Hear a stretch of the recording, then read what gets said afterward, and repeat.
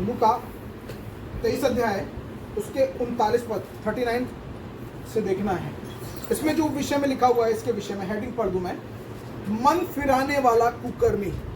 आज के दिन जो हम बात करने जा रहे हैं, इससे पहले कि मैं यहाँ आता, परमेश्वर पिता ने कल जब मैं सफर में था, परमेश्वर पिता ने मुझे कुछ बातें बोली जो मैं आज आपके साथ इसलिए बांट रहा हूं क्योंकि ये आज हम सबकी नीड है, सबकी नीड है।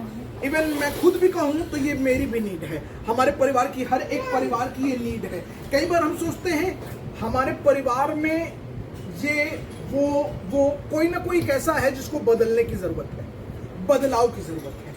शायद हो सकता हो हमारे अंदर गुस्सा होगा, शायद हमारे अंदर घमंड होगा, शायद कोई बातें, कोई विचार ऐसी होंगी जो हमें नहीं पसंद आते, लेकिन हम कई बार सोचते हैं कि वो बदल जाए तो चीजें बेहतर हो जाए।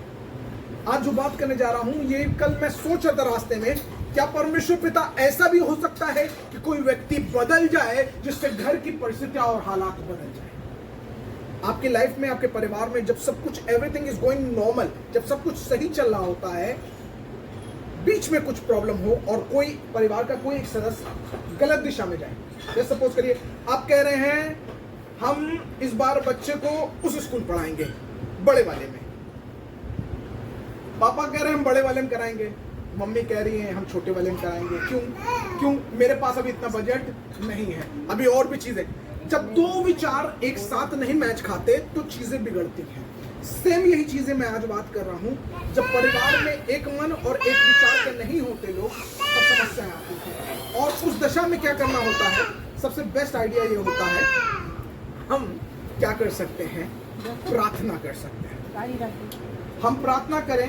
प्रार्थना की बाइबल कहती है प्रार्थना के प्रभाव से क्या हो सकता है, बहुत कुछ हो सकता है। क्या हो सकता है, बहुत कुछ हो सकता है। मालूम है, प्रार्थना वो साधन है, प्रार्थना वो स्थान है, प्रार्थना वो सामर्थ्य, वो एक ऐसा वरदान है। जब आप प्रार्थना करते हैं तो आप उस सर्वशक्तिमान ईश्वर से बात करते हैं जो पूरी दुनिया का सृष्टिकार रचयिता है। जब आप उससे बात करते हैं तो अपनी बातों को जब आप उसके सामने रखते हैं, अब जानिए आपने सही जगह आपने अपनी एप्लीकेशन दे दी है, अब उसका रिजल्ट बेहतर आएगा। और आज के दिन जो बात करने जा रहे हैं ना, ये वही बात है। क्या कोई व्यक्ति बदल सकता है? क्या किसी के मन में बदलाव आ सकता है? कई बार हम सोचते हैं बहुत समय बीत रहा है, बहुत समय बीत रहा है, हाँ ये समय बहुत अधिक ले रहा है, क्या कोई बदलेगा? जी, आज जो बात करने जा रहे हैं वो बदलाव के विषय में है। जी 39 पद से कोई पढ़ना शुरू करें। जो कुकर्मी वहाँ लटकाए गए थे, जी, उनमें से एक ने उसकी निंदा करके कहा, जी, क्या तुम मसीह नहीं? हाँ, तो फिर अपने आप को और हमें बचा। वहां दो कुकर्मी थे। ये बात प्रभु यीशु मसीह के क्रूसिफिकेशन की है। जब प्रभु यीशु मसीह क्रूस पर थे, उस साथ प्रभु यीशु मसीह के साथ दो व्यक्ति और थे क्रूस पर।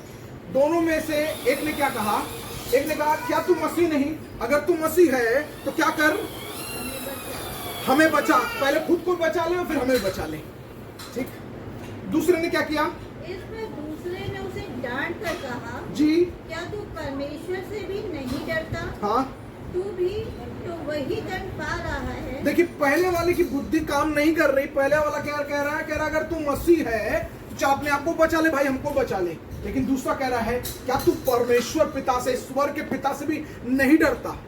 हम तो अपनी गलती का सही ढंग से इलाज हो रहा है हम लोग के साथ भाई। जो ट्रीटमेंट हम लोग को दिया जा रहा है, जिसके हम योग्य हैं, हमारे साथ सही किया जा रहा है। लेकिन ये, इसने कोई पाप नहीं किया, इसने कोई गलती नहीं की, इसने कोई गुनाह नहीं किया, फिर भी ये इन तकलीफों में है।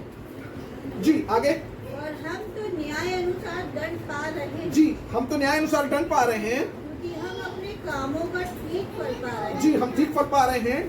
पर इसने कोई अनुचित काम नहीं किया। ये व्यक्ति कोई और नहीं है, प्रभु यीशु मसीह अपने बारे में नहीं बता रहे हैं, ये दूसरा व्यक्ति है। प्रभु यीशु मसीह की गवाही दे रहा है, कह रहा है हम तो अपना सही काम, जो हमारा काम था हमने उसके अनुसार सही फल पाया, हमारा जो रिजल्ट है सही है। लेकिन इसने कोई अनुचित काम नहीं किया, कोई काम ऐसा नहीं जो परमेश्वर पिता के विरोध में किया हो। ये दूसरा व्यक्ति उसके बारे में बता रहा है। जी आगे चलिएगा। तब उसने कहा, हाँ, हे यीशु, जब तू अपने राज्य में आए तो मेरी सुधि लेना। यीशु मसीह से कहने लगा, हे प्रभु जब तू अपने राज में आए तो क्या करना? जानते हैं ये वो वाला समय नहीं है, ये चर्च में नहीं है, ये कलीसिया में नहीं है, ये कॉन्फ्रेंस मीटिंग में नहीं है, ये क्रूसिफिकेशन का टाइम है। जब अब और तब में मरने वाले हैं। क्या इस टाइम में भी उद्धार हो सकता है? जी हाँ, सबसे बड़ा अनुग्रह। अगर मैं कहूं तो मेरी निगाह में एक ऐसा व्यक्ति जिसने पूरी जिंदगी पाप किया, लेकिन अंत के समय में उसको मालूम था कि यीशु मसीह ही उद्धार करता है, इसलिए उसने अंगीकार किया और स्वर्ग रोज में। आगे क्या लिखा हुआ मैं आपको ले जाना चाह रहा हूं जी। 43 पद 43। उसने उससे कहा, यीशु मसीह ने उससे कहा, मैं तुझसे सच कहता हूँ जी, कि आज ही तू मेरे साथ स्वर्गलोक में वाह, होगा। कह रहा आज ही तुम मेरे साथ स्वर्गलोक में होगा। मैं जानते हैं क्या बात ले जाना चाह रहा हूं। कई बार हम सोचते हैं ये समय बहुत ले रहा है, ये अधिक समय जा रहा है, क्या इसका बदलाव नहीं होगा? क्या इसका मन नहीं बदलेगा? क्या इसका जीवन नहीं बदलेगा? लेकिन आपको उत्साहित करना मानता हूं प्रभु के लोगों, परमेश्वर पिता जब चाहे, जिस वक्त चाहे, जिस किसी को चाहे बदल सकता है।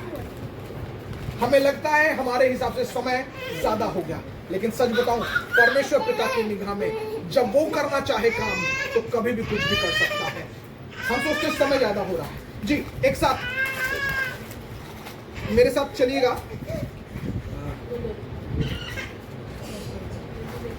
यूहन्ना। मार्था ने यीशु से कहा, जी, मार्था ने यीशु से कहा, हे प्रभु, हे प्रभु, यदि तू यहाँ होता यदि तू यहाँ होता तो मेरा भाई कदापि ना मरता। मार्था ये बताना चाह रही प्रभु यीशु मसीह को, प्रभु आप यहाँ पे नहीं थे, इसीलिए चीजें बिगड़ गई। अगर आप यहाँ होते तो चीजें ना बिगड़ती। इंडायरेक्टली कहना चाह रही है, यू आर लेट, आप देर से आ रहे प्रभु जी, मुझे माफ करिएगा, लेकिन आप देर से आ रहे हैं। मैं एक बात बताना चाहूं, प्रभु यीशु मसीह ने इसके विषय में कहा, प्रभु यीशु मसीह ने इसको बताया, क्या बताया?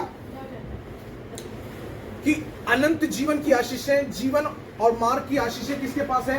प्रभु यीशु मसीह के पास। बाइबल कहती है मार्ग, सत्य और जीवन कौन है? यीशु मसीह।